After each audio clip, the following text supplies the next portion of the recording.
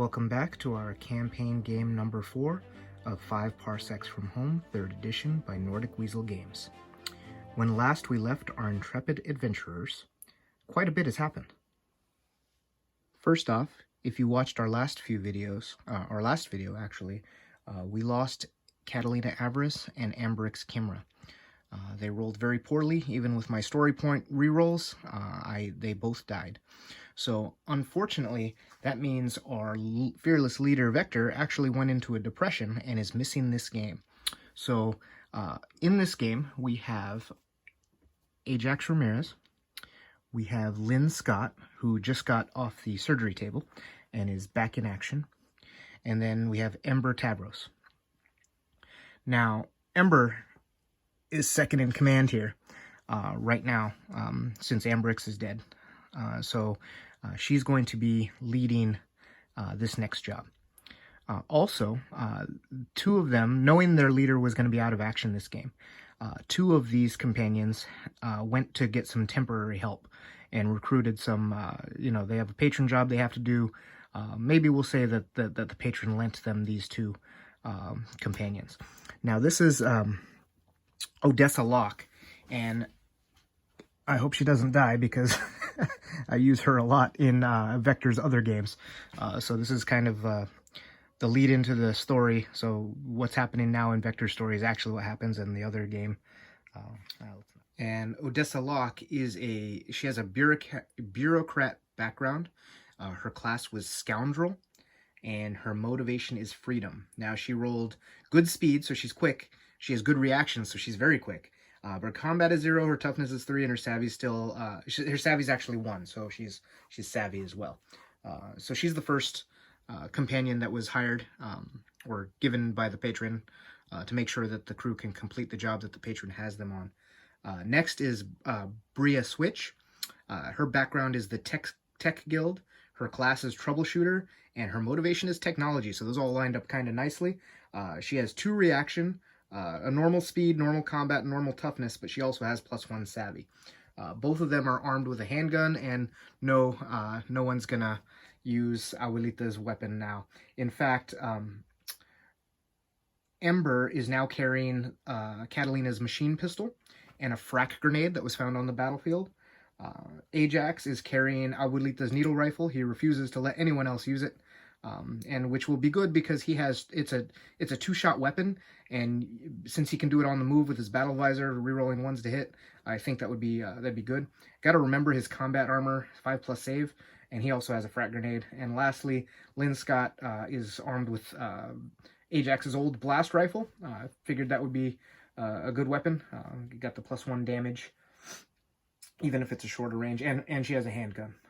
So that's what they're carrying. And opposing our heroes this game is a criminal element. These are gangers.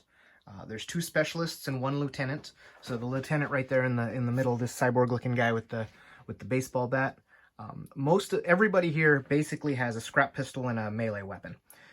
There's 1 auto rifle specialist, which will be the gentleman on the far right here with his cool little guitar gun. And then on the right here, she's a specialist also, with a cling fire pistol. Everyone else has has melee weapons and scrap pistols. Let's see. So gangers, there's 8 of them. The conditions I rolled for this mission are surprise encounter, which means the enemy can't act in the first round. That's great. Documentation. So there's a quest rumor on the board. There's a notable site. And the objective of the game is for the crew to secure a location. Now, as you can see with the board setup, the center of the table is this building right here. And inside here is the location that they have to secure. That means someone has to get to this location and secure it. Let's see, they have to end 2 consecutive rounds with crew within 2 inches of the center of the table, which is right in that building. Crew member with an enemy within 6 inches of them does not count. Once this is achieved, you win. If you drive off the opposition, you can complete the objective at your leisure. Now, this table, as you can see, is set up.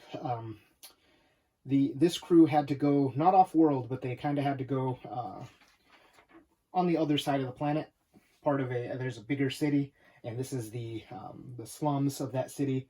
Real run-down places, you can see. Very, you know, little cyberpunky, a little bit post-apocalyptic. Put that in there, and that was original there. Let's see. Okay, now who they will be fighting, again, is the gangers that live in this area. And the notes on the gangers are, it's an organized gang that runs backwater settlements fighting for control. Their special rule is leg it. When a ganger is hit by a shot, they retreat 3 inches away from the shooter. So they don't just get the 1-inch stun, they go 3 inches. So I'm going to give them the stun and the other 3 inches because it doesn't say not to. So they'll actually move 4 inches away when they get hit. Also, these career criminals tend to want to get even. When rolling to see if a defeated criminal group becomes a rival, you roll 2d6. A 1 on either die indicates you've acquired them as rivals. If both dice score a 1, they hate you. They become rivals and increase the amount of people next time you fight them. Now, the worst part about this is this world is I forgot the term, but it's a grievance world basically. So rivals actually happen in this world on a 1 to 2. So that means for this mission, if I roll a 2d6 on any of the dices are a 1 to 2, a gang that I've pissed off has become my rivals. So the AI of the gangers is aggressive. So you pick the random table edge, which I picked, I rolled for this one, and you set the enemy up first. So I just set them up in one mob, as aggressive enemies do, with 1 inch separating them all. Now I put the auto rifle on the far left because it just makes sense. He would want to get a big range. And on the right-hand side is the cling fire pistol, right next to the leader. Maybe the gang leader and his girlfriend, who knows. But they're coming out of this side, and the crew will start on the other side. Now our crew is set up here. We have Ajax Ramirez. He's going to be able to lay a little bit of a covering fire down that side. He's probably going to have a shootout with that auto rifle guy, to be honest. And then the rest of all the ladies are down here. Ember's going to probably run in there and try to secure the location. Lynn Scott here is going to give her some covering fire from this angle. And then these two are just going to support her as they go in. Now, one thing I didn't say is in here, and you can't see it from that angle, but the notable site is under this roof in this building. So one of them is probably going to hit this doorway first, get in there and go grab that quest rumor. Round 1, we're going to go for the quick phase, and we're going to roll. Okay, I got 2 2s, 3 2s. Unfortunately, I only have 2 people who have 2s. So that means our 2 new guns for hire or lending from the patron both get a 2. So they're going to get to go first. I will also put a still need to go token on Lynn, Ember Tavros. I made her name together. So they all get tokens. So all right, that's it. So, and now we're going to start with movement. So we're going to go, we'll take 2 inches to go over this one. So that'll be a 1/3 inch, 4 or 5 inches. And she could go up, yeah, she's gonna run up here and hug and try to get some cover. So she's in the doorway, Odessa is, and gonna try to get the cover.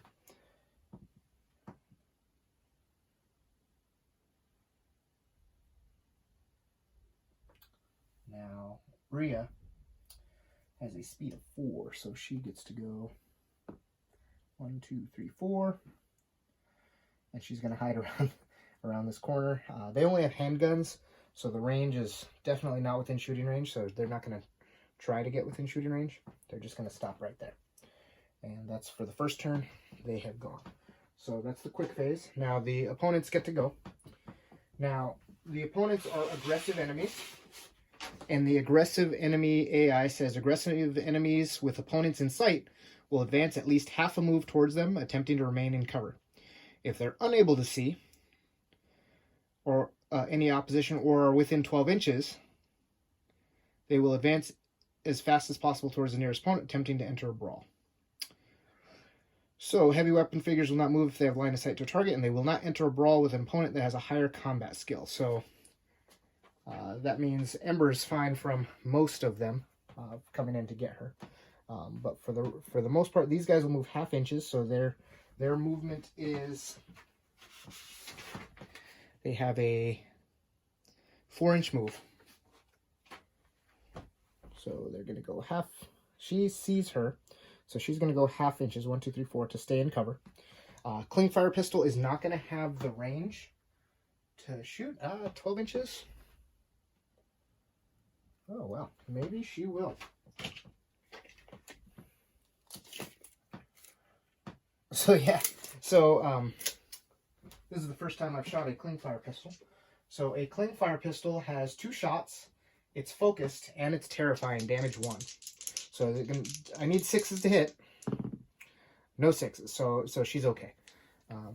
I gotta see what terrifying means. So, terrifying means that if you're hit with this weapon, this cling fire pistol, you must retreat d6 inches away from the fire on top of the 1 inch.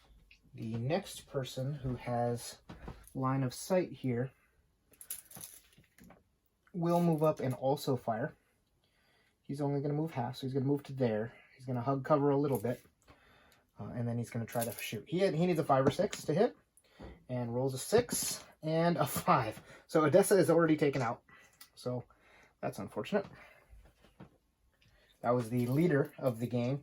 Went ahead and made a killing blow, or so nobody's in. Oh, there is line of sight over there, and they're gonna move halfway, trying to keep in cover, but there's no real way to. I guess the only way to keep cover is to come here. These guys also have, and he's gonna go the full because there's no way for them to stay in cover other than to get up to here. So he's gonna stay there. This guy will move to here to get into cover. This guy will also move to here. Ooh, okay, so this is fun. So this guy does get to shoot at Ajax. However, per the watch where you point that thing rule, since he cannot shoot at Ajax without crossing this other romper stomper looking guy's base, he can't make the shot. Okay. So that looks like that's all of their movement. They moved up, they got closer, and now the team gets to go. Okay. Now Ajax is going to move out to here a little, and he's going to shoot at this guy, that first guy, and he gets 2 shots. Long range, so it's a 5 or 6. Let me make sure the needle rifle has range. Needle rifle is 18 inches. So he is just going to be in range, and he's going to get 2 shots. He's going to fire them one at a time. First, fire at the first guy. Miss. That's a reroll because of his battle visor, though, because he rolled a 1. And the 6 is going to hit. And then rolls a 6, and he takes this guy out. That's fantastic, especially because he gets another shot with the needle rifle to shoot at the auto rifle guy, who's probably the biggest long-range threat in the game. For him. So he would need a 5 or 6 plus 1 combat, needs a 4, 5, or 6. So a 3 is not going to hit. All right, and next we have, let's see. Oh, so she doesn't have range right now with the blast rifle, so she's going to hop over the fence and then take a shot at the wide open guy right there.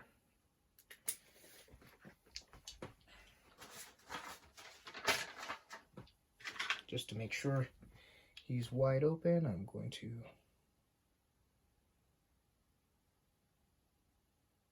Yeah, I got a shot wide open. So she needs a 5 or 6 for long range, and that's going to be a 1. So she's not going to hit.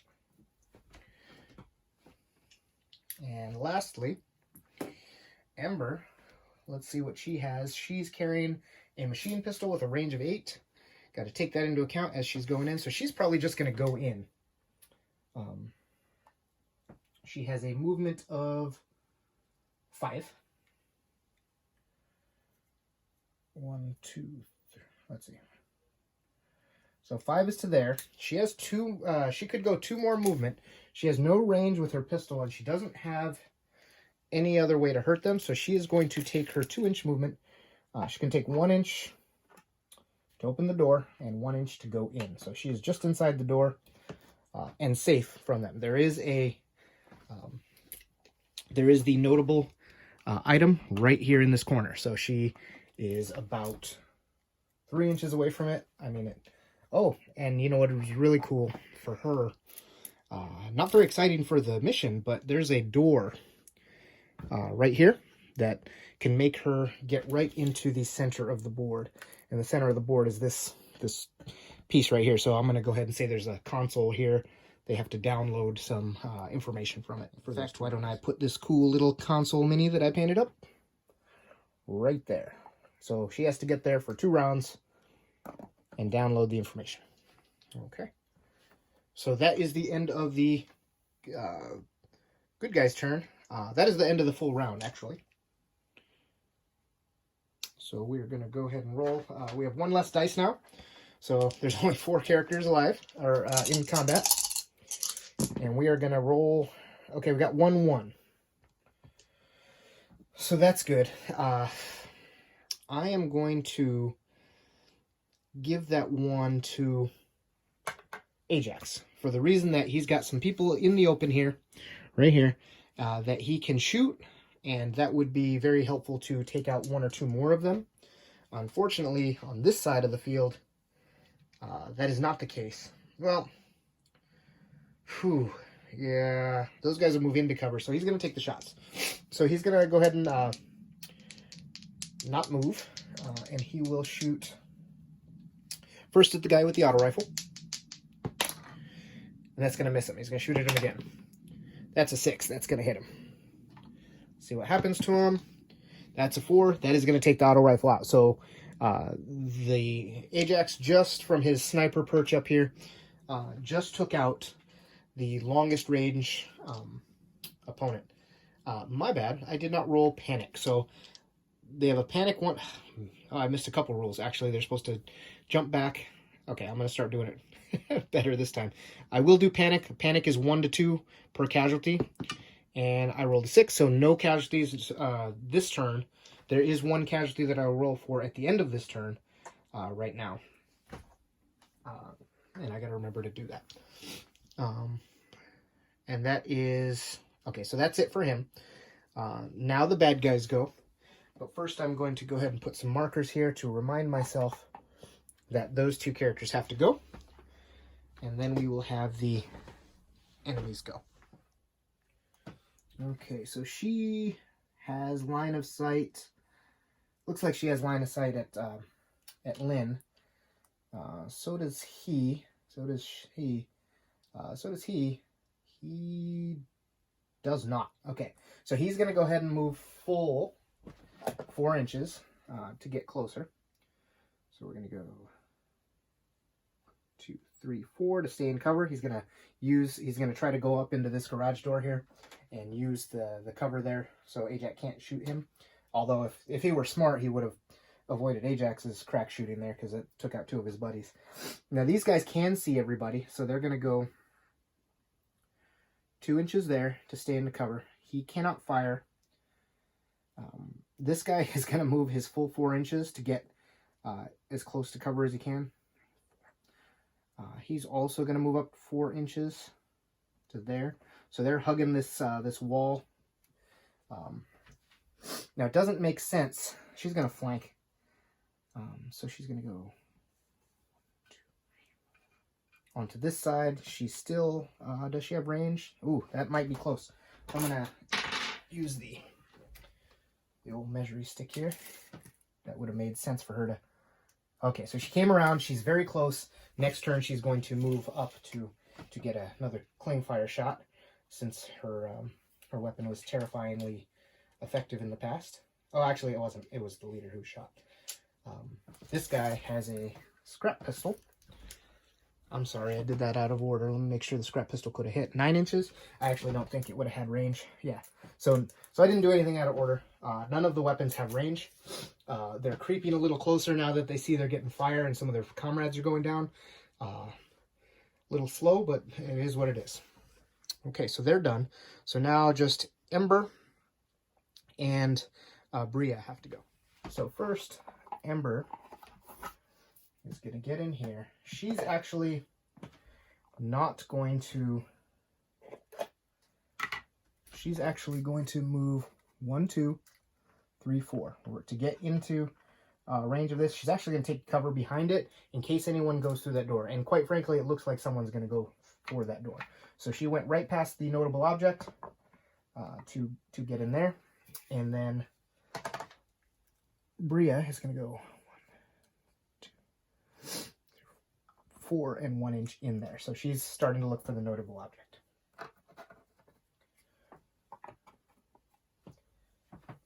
All right, and that is the end of this turn. Now, just so I do not forget, I want to make sure. Yep, just got to make sure panic happens this time, if it happens at all. Wait a second. Ajax went, but she did not go, so she's going to go first. So she's going to stay right there.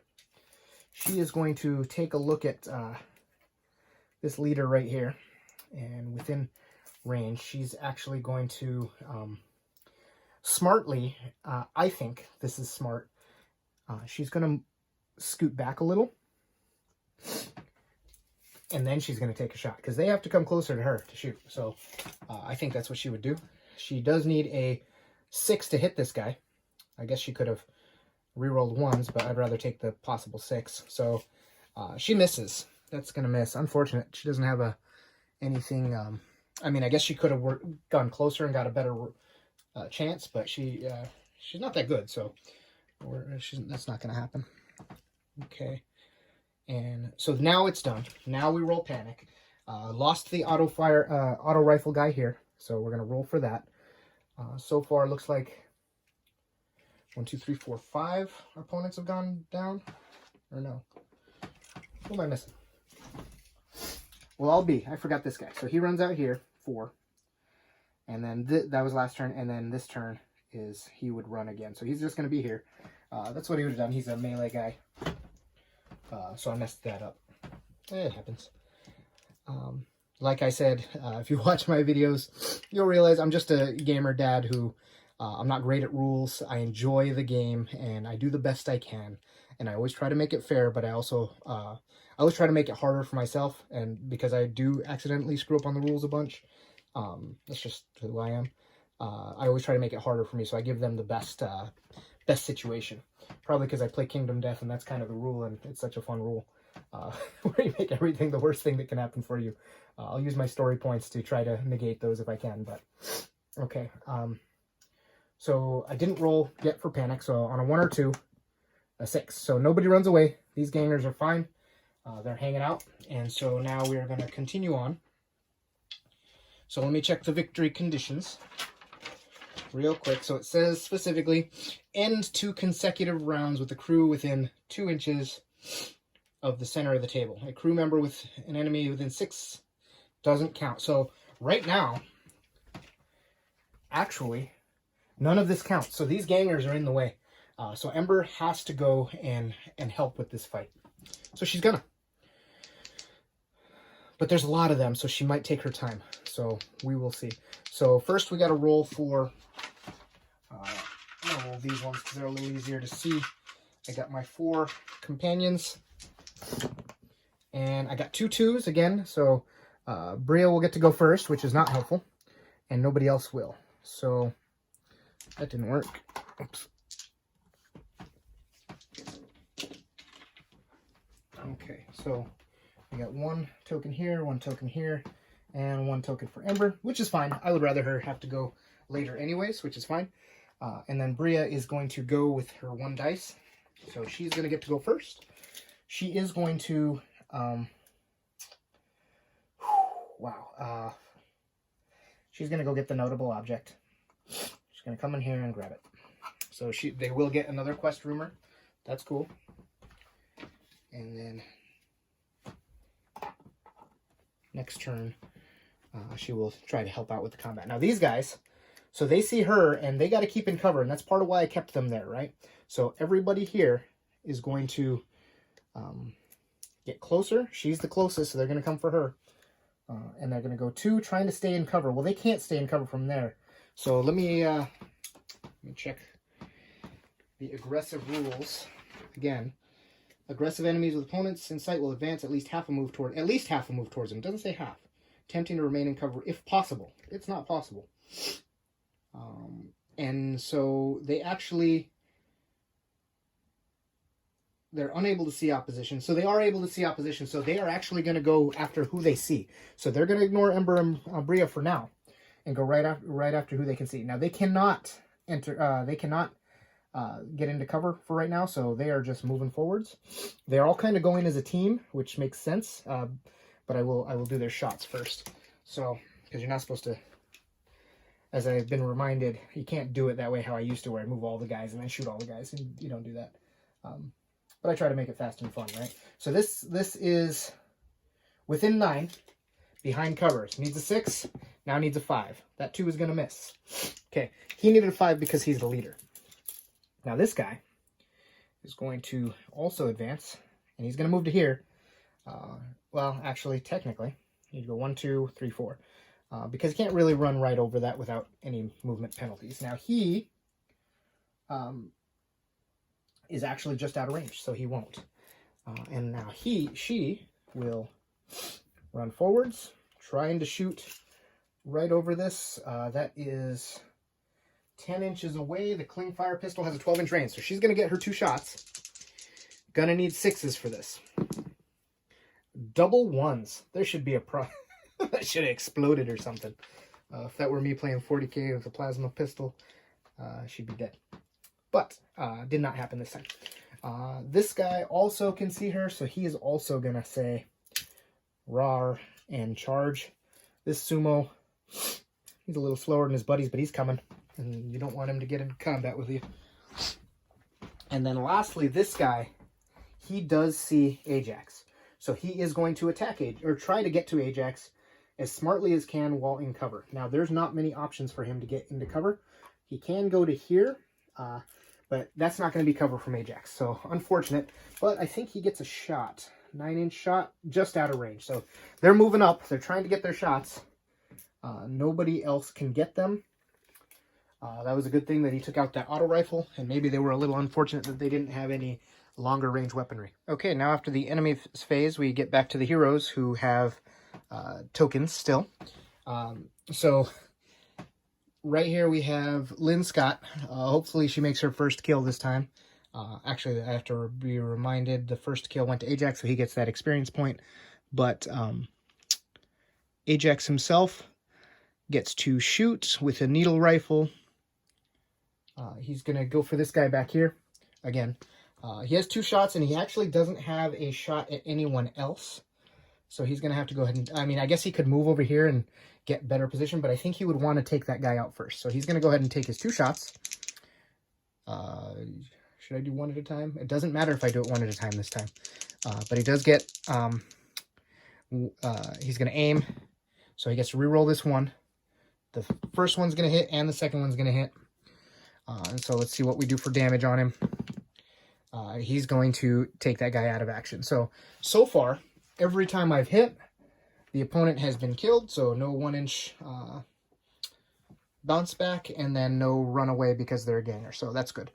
So that's another casualty for Ajax's tally. He's just sitting up there with his battle visor and his needle sniper rifle, and he's just loving life. So, apologize for the sniffles. I'm a little under the weather today. I hope it doesn't come out so bad in the video. All right. Lynn Scott here is going to go ahead and take a shot right at the leader there. He's wide in the open, so she's going to aim her shot and shoot at him. He's in the open. She normally has a... it's not within 6, so 5 or 6. Now it's a 4, 5, or 6. And that's going to hit him. And that's going to take him out. So she just took out the leader of this gang.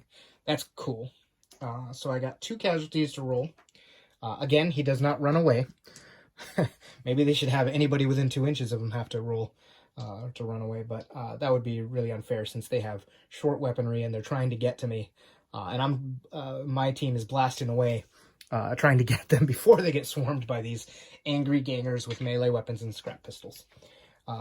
But what they don't know is also Ember Tavros is right here, gonna come up to this door and take a shot within 6 inches at this guy. Now she needs a 2 or better to hit. Let's see what weapon she has. So she has a machine pistol. It's focused, so it's 2 shots at 2 or better. But you know what? This is gonna be fun. My first time using a frag grenade, and I have to check to see what it does, and I'll be right back. Okay, so the frag grenade is very cool. So a frag grenade is a 6-inch range. It's got 2 shots. It's heavy, area, and single use. Now it's heavy, so she moved up a little bit to get a good throw. So that's -1, but she also has a +1 for being within 6 inches. And her combat is +1. So she would normally need a 3 or better. It would be a 2 or better. However, she did move, so it's not a 2 or better. It's a 3 or better. 2 shots at this guy. And anybody within 2 inches, actually it could be this guy, anybody within 2 inches is going to be hit. And both of them are going to hit. And so that's going to roll 2 dice for each guy for a casualty. Oh, wow, a 1 or 2. So he's fine. Okay, so he takes 2 stuns. Which means he's going to get blasted back from her 2 inches. I don't care that it went right through that guy because actually, okay, so we're going to have to, I'll do that in a second. Let's see, his casualties. So he gets taken out. So this guy gets blown up. And then the sumo's out of action too. So that was a wonderful use of a frag grenade. Doing 4 total casualties for the round now. And he does 2 inches back from the blast. And then he rolls a d6 as he, like, I know it's supposed to be runaway, but I like to think that he got blasted off his feet this far. And he's very lucky that, I mean, it hit him, it blasted him, but maybe he's wearing some cybernetics or something. Actually, you guys don't get to see that, do you? So, he was right here. I rolled 6 inches, so he's way over here now on his back, knocked off his feet while his 2 compadres are gone. He does have 2 stun tokens. Okay, so that was Ember. I like how that turned out. I hope I did it perfectly. Now these are the only 2 left. Wow. And that is the turn. So I took out 4 people this turn. I took out Sumo. I took out the guy Ajax shot at. I took out the leader, and I took out this other guy with this double blade guy with that frag grenade. So that Ember with her frag grenade was a pretty good turning point in the match there. I wouldn't say turning point, but it was pretty decisive that I think won them the game, which I was actually worried for them when they lost it, when they were down 4-8. So we got 2 runaways. Both of these guys have had enough. That is the mission. So at my leisure, the team will now go in here and download the data for the patron, and they will make their escape. And now for our post-battle sequence, the first thing you do is resolve rival status again. So for this world, or for the gangers, you roll 2 dice, and I rolled a 2 and a 4. Okay, so the gangers is 2 dice, but this is also a vengeance world. So these gangers have a long memory, and these 2 have survived, so they are going to spread the word about this this crew of misfits that is on this planet, and they're going to come after them later.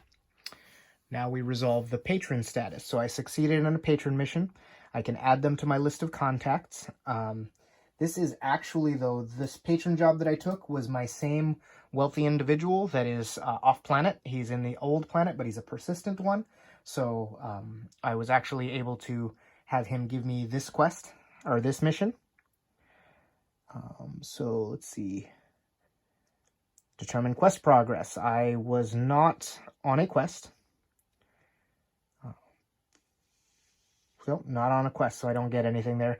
Later when I roll, because I now have 2 quest rumors, now I roll a 1 or a 2 when earlier in this process, and I will get a quest, but I do not have a quest yet. Now it's get paid. Hey, everybody's favorite. Got to get some credits. Okay, I rolled a 1. So the patron gives me 1 credit plus my 3 danger pay credits, right? That's good. The only addition to that is that I get an additional 5 bonus credits if they hold the field. I think this is for the gamers. I wrote this down as a note as I was rolling up the mission, so I'm gonna have 9. 1, 2, 3, 4 plus 5 is 9 credits now. So we're gonna go ahead and add that to their sheet. Stash. Okay, looks like we're gonna have enough, almost enough money to pay off the quote-unquote debt on my shuttle, because I got an upgraded shuttle as my ship now that they stole in the past from a unique individual, and the debt is 12 on it. So they and it's not really debt because I didn't go finance this shuttle, right? I stole it in the game, but to make it reconcile with the rules, I'm saying this is, I needed some fuel to get off planet, as well as a nice identity scrub, get rid of that VIN number and make sure that nobody knows it's ours, or nobody knows it's someone else's. Okay, so now I'll add 1 more to the rumor pool. Actually, I have 3 rumors now. Excellent. Okay, so now battlefield finds. If you held the field after the battle, you get to do some loots. So everybody loves loot. Okay, loots. So we're gonna roll a. Oh wow, I picked 2 that have the D100. That's a no-no. So let's re-roll that. Okay, that is a 90. That was a 5, 95. And par for the course, a 95 is nothing of value. So not one thing. Now I check for invasion. Roll a 2d6 to see if the planet is invaded. I do have +1 invasion evidence because I found some before.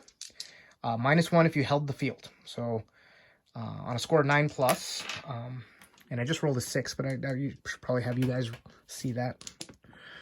So we're at a 7, so still no invasion. I think you guys could see that. Oh. Okay, a 6. Now I did not get invaded. Now we gather the loot. So you do roll once on the loot table, and again, this is where I have to go to a different spot, which the loot table should be very close here, but it's not. So that's one of my very slight gripes. Okay, I'm back. So now we roll on the loot table, now that I found the loot table, and we roll an 83, so that is rewards. That makes sense, right? It's the patron decides to give a reward. And I roll a 75. So on the rewards subtable, let's see, what did I get? Where is the reward subtable? This is annoying. Okay, oh, it's a few pages down. So a 75 on the reward subtable is ship parts. Wow, all right, that's cool. Patron will heard I got an upgraded shuttle, and he's gonna discount my next ship components by D6 credits. Establish the value now. So he is going to give me look at that, a 6 credit coupon to his favorite local ship part store that we can partake in. That's fantastic. Now back to the post-battle process. So okay, everybody's favorite. We are now going to do the loot, or the determine injuries and recovery. This is hard because Odessa Locke, like I said, I jinx myself. I always do this. And I said I don't want anything to happen to her, and we're going to see what happens to her. A 28. Okay.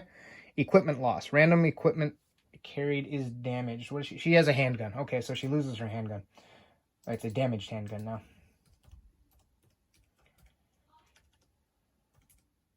Okay, so it looks like after giving experience, Ajax got the first kill, and he survived held the field, so he gets a total of 4. So he now has 8 experience. I'm definitely going to use that to up something.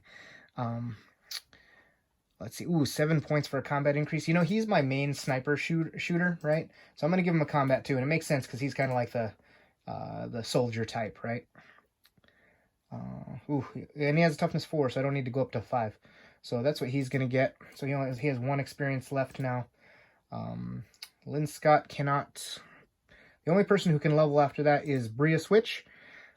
She has 5 experience, so she could get 1 speed or 1 savvy.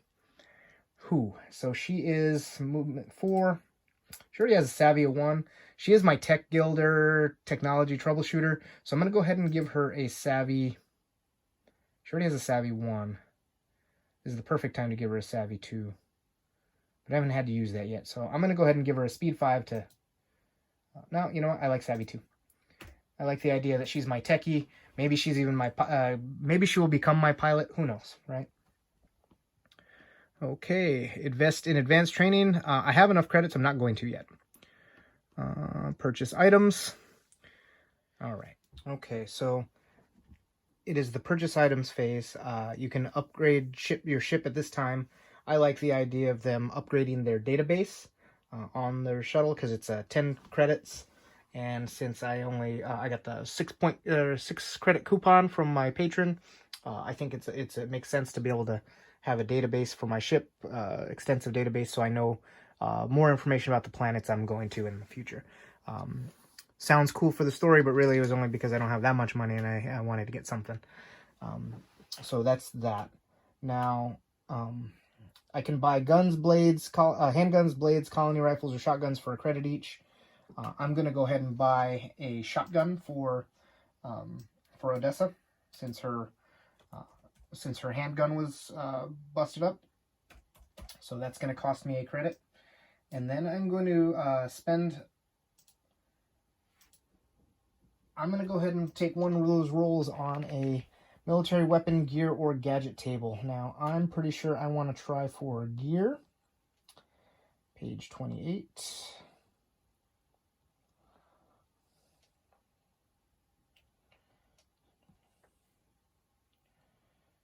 Okay, let's see. Gear or gadget table. Let's see. Okay, so gadgets has some fun stuff. Gear has... I'm looking for armor. I'm going to listen to the review that I just watched. Great review. The Solo Wargamer. I think I said that right. I'll have to check. But he recommended getting armor early on. And after I see my guys and girls going down so quick, I think I'm going to agree. So I'm going to take that roll on the gear table. So let's get a 0-3. Oh, an assault blade. I don't want that. Okay, well, let's see what it does for me. Okay, so now that I look at it, I actually like the assault blade. Not what I wanted right now, but I gotta admit that's pretty handy. So one of my guns can have a blade mod. So it's a +1 damage, and it wins combat on a draw on a non-pistol only. So this is a bayonet that's going to go on one of my rifles. I'll figure out who that goes on later. Okay, so next you roll for the campaign event, then the character event, then you check for galactic war progress. So on that campaign event, we're going to go ahead and see what happens. 84.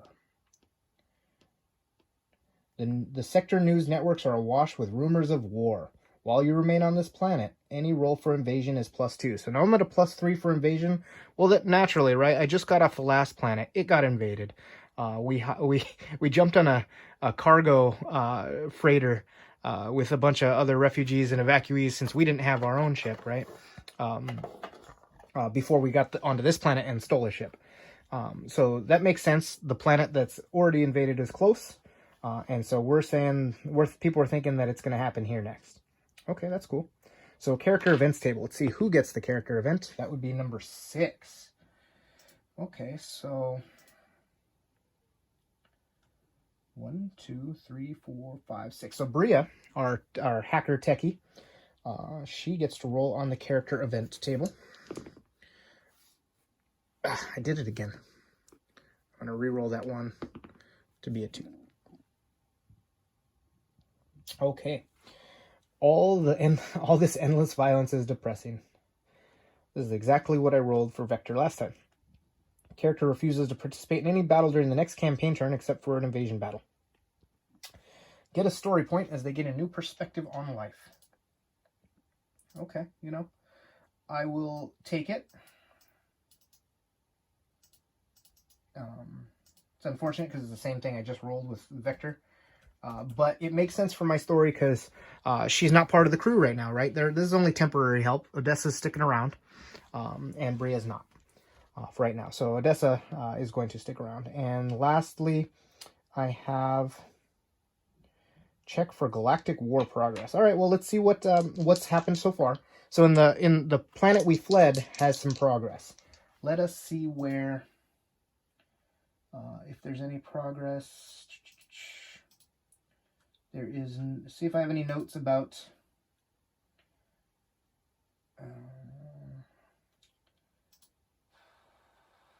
Add +1 to the rolls to Ferdin for gaining ground, because they got gaining ground last time. So this turn, 5, 6. Contested, no progress. Okay, so there's no progress. So the planet that we fled, there's no progress. At first they were gaining ground, now there's no progress, and that is what it is. So that is the end of all my rolls and the post-battle sequence, I believe. Let me check for last thing, anything else. No. Okay, so that is it for my post-battle sequence. I hope you enjoyed this video. This is again campaign game 4. Look forward to seeing what happens as I play through the story to get us to our next episode. I do want to do another shout out. I don't know if anyone noticed these beautiful buildings. I just got them in. In fact, I held off a little bit to on this video to get these because I knew I was getting them in. I apologize for this terrible mat. It's not a terrible mat. It's just not an appropriate mat for this but I did like the buildings themselves. Once again, I ordered these from that same company I talked about before, Crescent Root Studios, I think. Now this is not a paid promotion. I just really love the fact that that they are put together, painted, and sent, and I can buy a whole table's worth. I mean, it's relatively costly, but worth it, every penny you pay. I mean, you know, you get what you pay for, and I am certainly happy with these. I spent a little bit of money to get a good amount of money to get them, but then once my wife, or shall I say, the finance committee saw them, she said I'm not allowed to have these or these on the table anymore. So I went ahead and ordered a couple more to fill out the rest of the space, and I was able to order a new city mat to go with it. So the next time I do a game on a table like this, you guys will get to benefit from that as well. So the finance committee approved an increase. So hope you enjoyed the video. Once again, Crescent Root Studios, unpaid. Very happy with these, and I'm trying to convince Mark from Crescent Root to do some sci-fi cyberpunk terrain in the future. I just watched Winter Soldier and Falcon, and I saw Madripoor on there, and that is such a cyberpunk city that, oh man, it got me really excited for it. And I love some cyberpunk, and this is kind of a cyberpunk sci-fi video. But all right, that's the end of the video, and I look forward to making another one for you, and we will see you soon. Talk to you later.